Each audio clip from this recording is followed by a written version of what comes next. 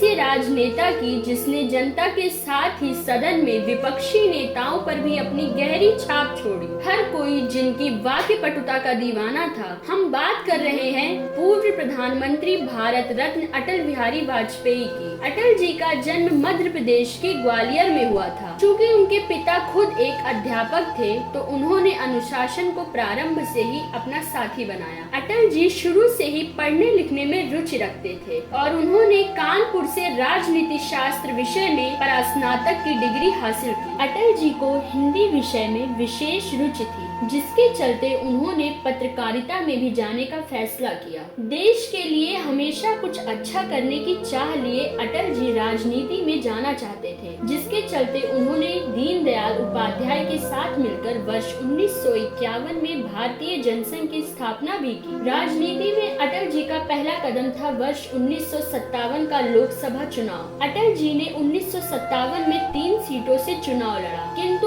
उन्हें जीत उत्तर प्रदेश के बलरामपुर सीट पर मिली, जिसके चलते वे पहली बार सदन में पहुंचे। बताते चले कि बलरामपुर से अटल जी का बहुत ही गहरा नाता रहा है। यहाँ अटल जी के तमाम सहयोगी आज भी जो अक्सर अटल जी के वाक्य पटुता और दरिया दिली का उदाहरण देते रहते हैं। जनपद बलरामपुर में अटल जी के मुख्य सहयोगियों में सफात खां, हसन दाऊद और दुलीचंद जैन का नाम आखिर कौन नहीं जानता होगा। इन सभी ने अटल जी की कार्यशैली से प्रभावित होकर उनके साथ आने का फैसला किया था। कहा जाता है कि हसन दाऊद और सफात खां मुस्लिम समुदाय से आने के बाद भी अटल जी के पक्के साथी थे। चुनाव प्रचार से लेकर आम दिनों में भी यह हमेशा अटल जी के साथ साए की तरह रहते थे। दुलीचंद जैन का तो यह भी कहना था, जब अटल जी पहली बार विदेश मंत्री बने तो हसन दाऊद उनसे मिलने दिल्ली गए। अब मित्रता तो पक्की थी ही, फिर क्या, गेट पर ही सुरक्षा कर्मियों ने रोक लिया। जब बाद में अटल जी ने हसन दाऊद की आवाज सुनी तो उन्हें अंदर बुलाया। अंदर घंटों बात करने के बाद भी जब अटल जी का मन नहीं भरा